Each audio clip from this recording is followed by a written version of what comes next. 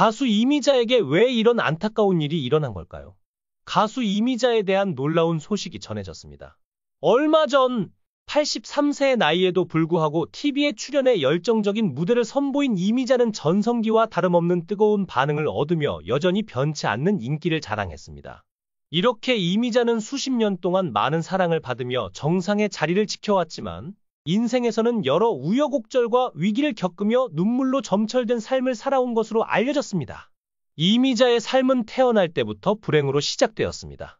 그녀가 첫 번째 생일을 맞이할 즈음 아버지가 중풍으로 쓰러졌고 이어 할아버지까지 같은 병으로 고통받게 되었습니다. 집안 어른들은 이러한 불행의 원인을 며느리의 탓으로 돌리며 비난했습니다. 결국 이미자와 어머니는 강릉에 있는 외가로 떠나야 했습니다. 어린 이미자는 아버지의 친구들이 부르던 노래를 따라 부르며 그들의 멜로디와 가사를 자연스럽게 익혔습니다. 가족들은 이미자의 특별한 재능을 발견하고 가요 모임 때마다 그녀에게 노래를 부탁하기 시작했습니다. 이미자는 7살 때 동네 노래 대회에 참가해 특별상을 받았고 상금 덕분에 가족이 한동안 끼니를 해결할 수 있었다고 합니다. 이처럼 이미자는 어릴 때부터 마을과 학교의 경연대회에서 상을 타며 이름을 알렸습니다. 당시 그녀는 밥통이나 냄비 같은 상품을 자주 받아 가족의 생계를 도왔습니다. 한남동 유엔빌리지 근처에서 살던 어린 이미자는 한국전쟁이 발발하면서 한강 다리가 끊기는 위기를 겪었습니다. 그때 그녀의 가족은 한강이 얼어붙은 틈을 이용해 얼음을 밟으며 피난길에 올랐습니다. 충남 예산의 한 초등학교에서 겨울을 보내던 그녀는 난민 노래자랑에 나가 입상을 했지만 이후 할머니의 별세로 큰 슬픔을 겪어야 했습니다. 부산으로 피난을 간 이미자는 국제시장 근처 동화극장에서 인기 가수 백나나의 공연을 보며 가수를 꿈꾸기 시작했습니다. 국제시장에서 노래 실력을 인정받은 이미자는 주변 사람들의 추천으로 미군 부대 위문 공연에 참여해 몇 달 동안 영어로 번안된 아리랑을 부르기도 했습니다. 휴전 후 서울로 돌아온 그녀는 아버지의 재혼으로 5명의 복동생이 생겼습니다. 이미자는 6학년 때 종로 YMCA에 위치한 선교 단체가 천막으로 운영하던 학교에서 공부를 이어갔으며 이후 마포 성요셉 여중고에 진학했습니다.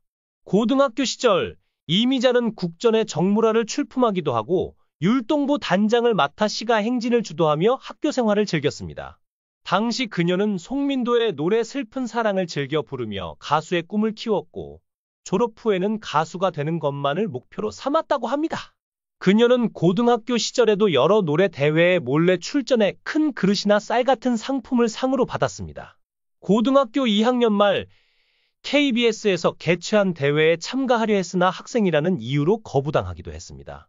하지만 다음날 새엄마의 옷으로 갈아입고 참가해 대담한 모습을 보였습니다. 당시 그녀는 나의 심장과 밤의 고백을 불러 우승을 차지했습니다. 심사위원으로 참여한 가요 평론가 황문평 씨는 풋풋한 소녀가 노래를 얼마나 잘 부르던지 심사위원들이 모두 소름이 돋았다. 며 이미자의 재능에 감탄했다고 전했습니다. 이미자는 고등학교 졸업을 앞두고 KBS가 개국 5년 전에 설립한 최초의 민영 TV 방송국인 IKJ의 예능 프로그램 로터리에 참가해 최고상을 수상했습니다. 이 수상을 계기로 그녀는 화신백화점 카바레의 전속 가수로 선정되었고 이후 가수 남일의 소개로 KBS 악단장이자 작곡가였던 나화랑을 만나게 되었습니다. 나화랑은 그녀에게 데뷔곡 19 순정을 주며 정식 가수로서의 첫 발을 내딛게 해주었습니다. 그러나 데뷔 초기 이미자는 낮은 출연료와 무명 가수로서의 현실적인 어려움으로 인해 서울보다는 주로 지방 무대에서 활동해야 했습니다. 당시 그녀는 선배들의 양말을 빨고 여러 잡다한 심부름을 하며 고단한 나날을 보냈습니다. 한 번은 지방 공연 중 숙소로 잡은 여관이 너무 추워 몰래 도망친 적도 있었다고 회상했습니다. 춥고 외로웠던 시절 그녀는 콘트라베이스 주자였던 정창엽 씨와 만나 결혼하게 되었습니다. 당시 서울의 스카라 극장 맞은편에 위치한 국제다방이나 카나리아가 운영하던 모나미다방은 무명 가수들의 아지트였는데 이미자 역시 무명 시절 이곳을 자주 드나들며 꿈을 키웠습니다. 그녀의 애절한 노래를 주목한 작곡가 백경호의 추천으로 이미자는 지구레코드와 계약하며 영화 동백 아가씨의 삽입곡을 녹음할 기회를 얻게 됩니다. 당시 지구레코드의 녹음실은 목욕탕 건물 2층에 위치해 있었고 찜통더위 속에서 선풍기 하나로 작업을 이어가야 했습니다. 이미자는 임신 8개월에 몸으로 찜통더위를 견디며 녹음을 마쳤습니다. 이후 지구레코드는 인기 배우 신성일과 엄앵란 주연의 영화 동백 아가씨 OST 음반을 발매했습니다. 당시 시간 부족으로 인해 그녀는 피아노 반주에 맞춰 한 번의 녹음으로 곡을 완성해야 했습니다. 박정희 대통령은 동백 아가씨를 매우 좋아했던 것으로 알려져 청와대 만찬 자리에서 이미자를 초대해 이 곡을 부르게 하기도 했습니다. 그러나 동백 아가씨가 일본풍이라는 논란이 일며 정부에 의해 금지곡으로 지정되었다는 이야기가 돌기도 했습니다. 이에 대해 이미자는 정부에서 금지한 노래를 대통령이 부르게 했을 리 없다며 이러한 주장에 반박했습니다. 하지만 당시의 극심한 반일 감정과 곡에 대한 오해로 인해 이미자의 활동은 큰 타격을 받았습니다. 그녀는 가수가 가장 사랑하는 노래를 부를 수 없다는 것은 사실상 생명줄이 끊어진 것과 같았다고 토로했습니다. 비록 그녀에게는 다른 히트곡도 많았고 10년 연속으로 10대 가수상을 수상했지만 가장 아끼는 노래를 부를 수 없는 상황은 그녀에게 너무나 억울하고 답답한 일이었다고 회상했습니다. 그렇게 금지되었던 노래들은 이후 그녀의 전성기가 지난 후에야 다시 조명을 받게 되었습니다. 이미자는 결혼 4년 만에 남편과 이별하게 되었고 그 사이 딸 정은을 낳아 홀로 키우게 되었습니다. 그 후 남편은 삼류 악단장으로 전락했고 딸에게 많은 빚을 남긴 채 일본으로 도망간 것으로 알려졌습니다. 안타깝게도 그때가 이미자가 딸과 마지막으로 시간을 함께 보낸 순간이었습니다.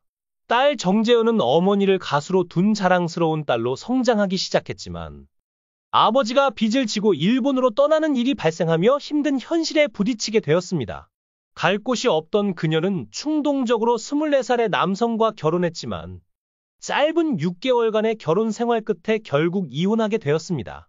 이후 모녀는 스포츠센터에서 우연히 재회했지만 그 후 다시 만날 기회는 없었습니다. 이미자는 자서전에서 해줄 수 있는 일이 없다는 게 현실이었습니다. 비정하게 들릴 수도 있지만 어쩔 수 없이 엇갈린 길을 선택했고 우리는 각자의 길을 계속 걸어가야 했습니다. 그것이 나의 운명이자 그 아이의 운명이기도 합니다. 라고 밝혔습니다. 이 고백은 많은 사람들에게 안타까움을 안겼습니다. 이미자는 재혼 후에도 엄격한 시부모님과 함께 살면서 힘든 시집살이를 겪었습니다. 외부에서는 화려한 스타로 보였지만 집에서는 보수적인 며느리로서 새엄마와 친엄마의 역할을 동시에 수행해야 했기에 몸과 마음이 편할 날이 거의 없었습니다. 몇 번이고 집을 떠나고 싶다는 생각이 들었지만 참자라는 말을 되뇌며 견뎌야 했습니다. 그녀는 가정을 지킬 수 있을지에 대한 막연한 불안감 속에서 살았지만 가정을 잃는다면 인생에서 실패한 사람이라는 생각이 들었습니다. 라고 회고했습니다. 집에서는 절대 노래를 부르지 않았고 가수 이미자가 아닌 주부로서의 삶을 살았다고 합니다. 그런 이미자는 데뷔 30주년을 맞아 세종문화회관에서 공연을 열기 위해 대관 신청을 했지만 대중가수의 공연은 관객 수준을 낮출 수 있다는 이유로 거절당했습니다. 이는 이미자에게 큰 실망을 안겨주었습니다. 이에 이미자는 당시 고건 서울시장을 찾아가 30주년 공연이 가능하도록 도움을 요청했고 시장의 긍정적인 답변을 받아 결국 세종문화회관에서 공연을 열 수 있게 되었습니다. 수많은 이미자의 히트곡을 만들어낸 작곡가 박춘석과의 협업은 그녀의 음악 경력에서 빼놓을 수 없는 부분입니다. 어느덧 인생의 한 순서를 넘긴 이미자에게 앞으로는 행복한 일들로 가득하길 바랍니다.